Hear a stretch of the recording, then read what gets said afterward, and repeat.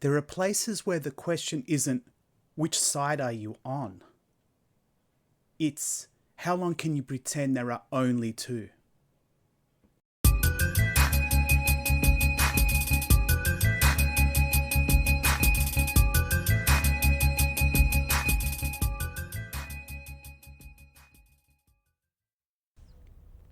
He was standing out front when I stepped out for air. Security detail. Corporate foyer. Quiet. Mid-40s maybe. Calm presence.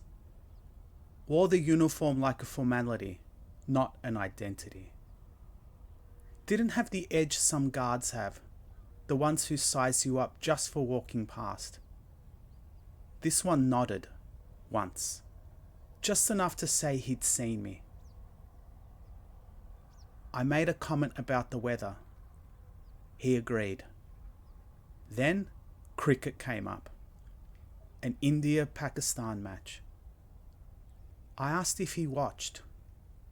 He said no. He used to play though, not really into watching anymore. Bat or bowl? Bat.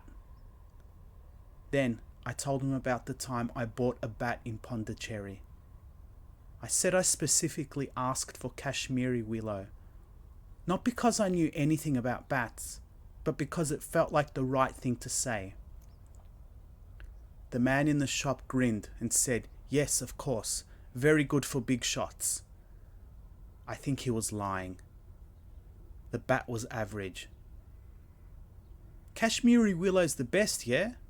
I said, like I was still trying to get credit for remembering. That was the first time he smiled. English willow every day, he said, and I'm from Kashmir, so you can believe me. It wasn't defensive. It wasn't proud. It just was. I nodded, laughed a bit. Not because it was funny. I just didn't know what else to do with it. And maybe because part of me still thought we were talking cricket, I said, all right, India and Pakistan World Cup final. Who do you want to win? That's a soft question in most places. Even if people have strong opinions, you can usually ride the joke. Bit of teasing, bit of banter, nobody bleeds. But he didn't joke, didn't smirk, didn't shift weight or glance away. He just said, Pakistan.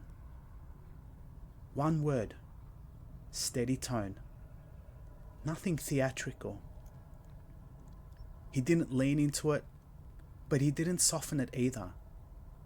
Just dropped it gently into the silence, like it had always been true, and now I was just catching up.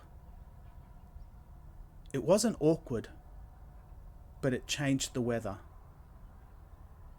I gave a little laugh, something involuntary, reflex from being caught off guard. He didn't react. And I realized then, he hadn't been trying to surprise me. He'd just answered. And that's it. No performance, no explanation, no invitation to keep going. I thought we were building rapport. Turns out I was building a quiz. And he'd already finished it. We didn't speak much after that. He nodded again when I left. Same neutral acknowledgement as before. Like none of it had been personal. Like it never even touched the surface. But it stayed with me.